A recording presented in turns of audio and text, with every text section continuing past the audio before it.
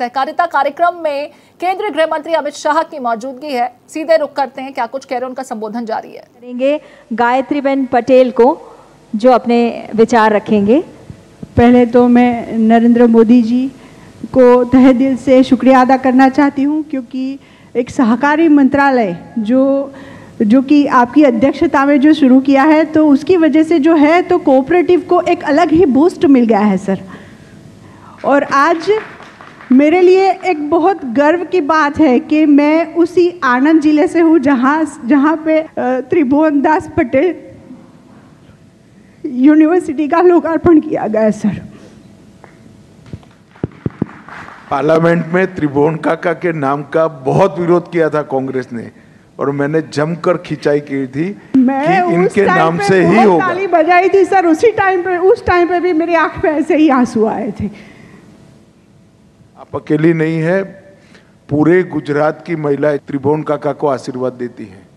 बहुत बड़ा काम हुआ है कि इनके नाम से यूनिवर्सिटी बनी है, और इन्होंने जो सच्ची कोऑपरेटिव की नींव डाली थी, इसके कारण आज गुजरात की 36 लाख महिलाएं 80,000 करोड़ का व्यापार कर रही। 80,000 करोड़। ये जो बहनें यहाँ कह रही ना 1 करोड़ का मैं दूध भरती हूँ, मैं 15 लाख का दूध भरती हूँ, 20 लाख का, ये त्रिभुवन काका न होते तो कभी न होता सर। और मैं गायत्री पटेल उसी अजरपुरा गांव से हूँ जहाँ से अमूल की पहली नींव रखी गई थी। और 1964 में जब हमारे भूतपूर्व प्रधानमंत्री श्री लाल बहादुर शास्त्री जी एक रात के लिए रुके थे, और फलस्वरूप एनडीडीबी की रचना हुई और श्वेत क्रांति की शुरुआत हुई। मेरी बात करूँ तो मैं बीकॉम ग्रेजुएट हूँ और डिप्लोमा इंफॉर्मेशन सिस्टम्स मैनेजमेंट किया है। मेरे पिताजी जो है तो वो मुझे वकील बनाना चाहते थे, और मेरी इच्छा थी कि मैं शादी करके फॉरेन चली जाऊँगी, और मेरी शादी भी उसी लड़के से हुई जो यूएसए में था।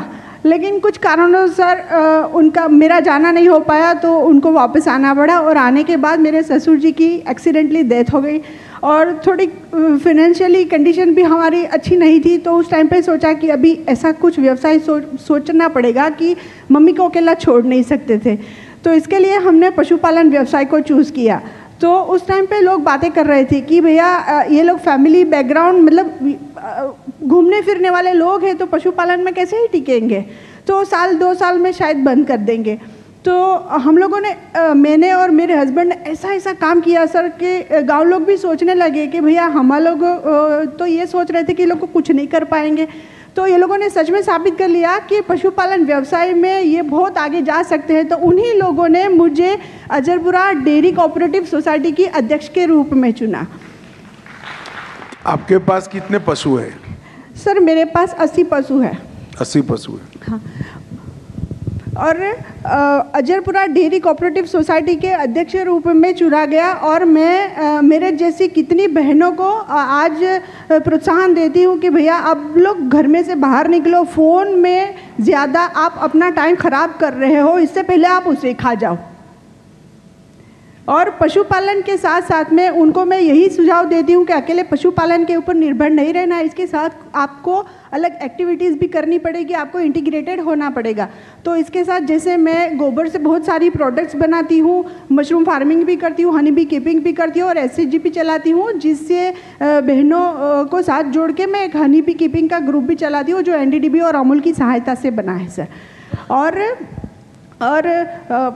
यही सब एक्टिविटीज़ के लिए आप श्री के द्वारा ही मुझे Indian dairy association west zone का अवार्ड भी मिला है सर। और मेरी ये उपलब्धि यही है सर कि यही व्यवसाय की वजह से मुझे आपके सामने दोबारा बोलने का मौका मिला है, और जो मैंने इच्छा की थी कि मैं फ़ॉरेन जा कर के आऊँ, यही पशुपालन की वजह से मैंने मान सम्मान सब कमाया। आज मैं अजरपुरा कोऑपरेटिव सोसाइटी में चेयरपर्सन तो